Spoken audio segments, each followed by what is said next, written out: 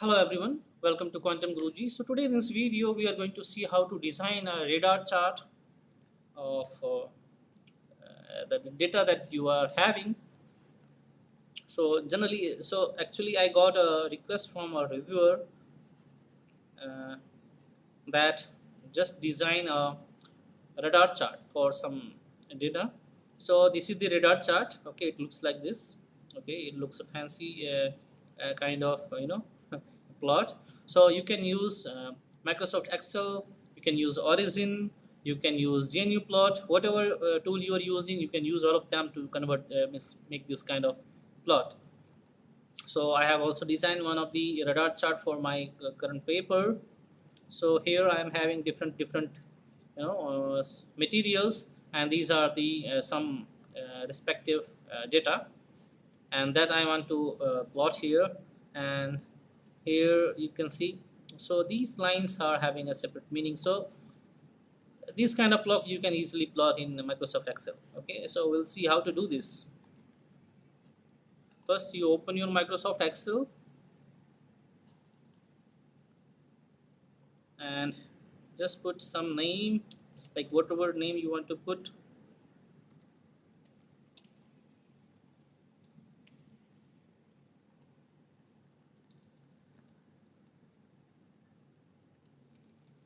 I'm just putting random things. Okay, some data I'm putting here. I'm putting the ages here.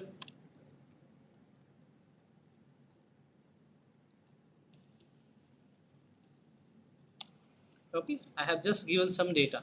Fine. Now,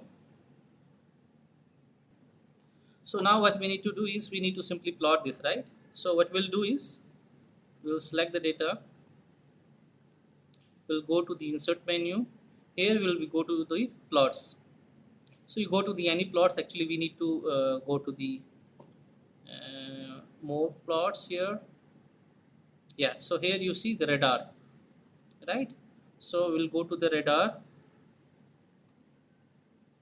and in the radar, yeah, we have the radar here. So you can select whatever way. I'm just selecting this one and just pressing OK, and you can select this one as well. You can select this one. So whatever you want, you can just select it. Okay, so you see, well, you have one chart here. You can put the legend here.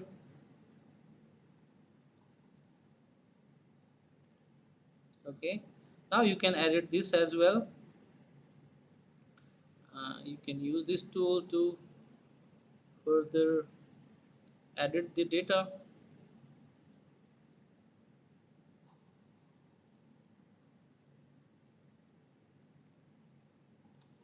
Okay, so here it's the Ram, here it's the Geeta, here it's the Riya, here it's Syam. So these are the respective ages, okay, that I have given here. Okay, and you can put some random things. I just gave some random thing here, right? You can have some better values, better things. You can have more data, it will be better. So suppose here I have shown you here. In this case, this is a real problem. So we are having, these are the different types of materials, and these are the some value. So these are the actually the bond effective charges. So I have plotted the bond effective charges and this material.